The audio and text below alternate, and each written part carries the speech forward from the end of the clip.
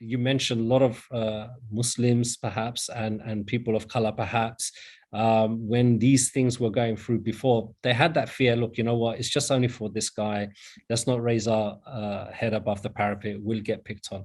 But now, when you kind of explain that it's even worse now, before it used to be for specific things and national security and big things, now it's like, it's not conducive to public good. What does that mean? So, like, I'm thinking, oh, if I go onto a pro-Palestine demonstration, am I going to be in trouble? Am I risking it here? If I, talk about things that the government doesn't like, am I risking my citizenship? Am I going to get in trouble? I mean, these are some of the thoughts people will have, and these are some of the questions people are actually asking. Yeah, no, I mean, as I said before, I think being afraid is not the way forward. We've been afraid for far too long, and that's why we find ourselves in the hole we are at the moment. It takes courage, it takes bravery to get around this.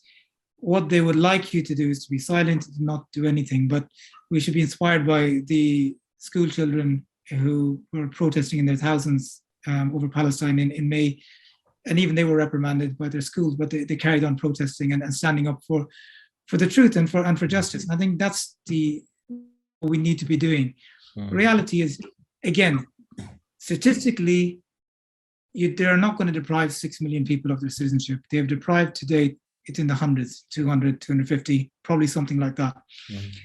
The chances of you being deprived are not very high. But that's not the point. It's not about you. It's about basically the principle itself and the kind of society that you want to live in, where it might not be you, it might be your son, it might be your nephew, it might be your neighbor.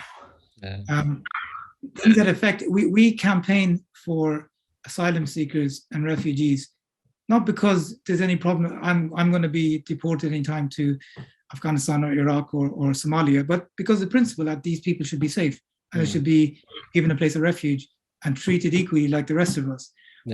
So it's not about us, it's about the principle and about creating the just society that we would like to live in.